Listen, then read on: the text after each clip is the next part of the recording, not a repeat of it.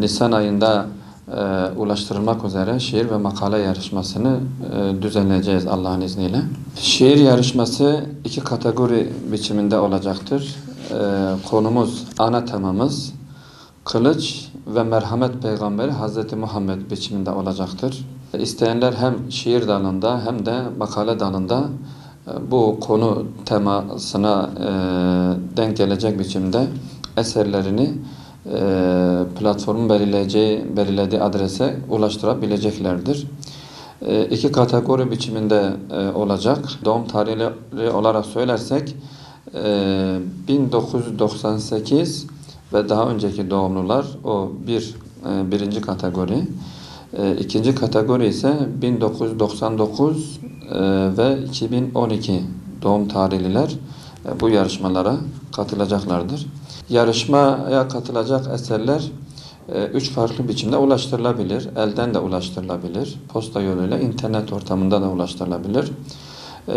Yarışmaya katılacak olanların Peygamber Sevdaları platformunun internet sitesinde görecekleri formu uygun biçimde kendilerine istenen bilgileri dolduracak biçimde bize ulaştıracaklardır. Yarışmaya katılacak olanların katılma süresi 1 Mart 31 Mart tarihleri arasında olacaktır. Son katılım tarihi 31 Mart günüdür. Yarışmanın neticesinde Nisan ayı içinde değerlendirilecek komisyonda. Hem Peygamber Sevdaları platformunun internet sitesinde yayınlanacak, basınla paylaşılacak, hem de dereceye girenlerin verdikleri adreslere onlara internet ortamında mesajla ulaştırılacaktır. Bu yarışmada belirlediğimiz ödül birinci kategori için birinci gelen kardeşimize dizüstü bilgisayar, ikinci gelecek kardeşimize tablet, üçüncüye gelecek kardeşimize de dua yayıncılığından bir kitap seti hediye edilecektir.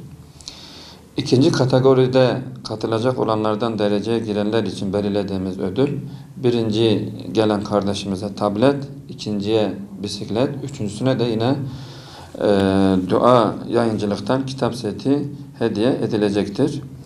Yarışma için başvurulacak adres İkra Eğitim Derneği, Kooperatifler Mahallesi Akkuyumlu 1. Sokak Sözen 1 Apartmanı kat 1 No 1 Taksim'a Yenişehir Diyarbakır biçiminde verilecektir. Zaten bunun platformda da adresi net olarak görülecektir.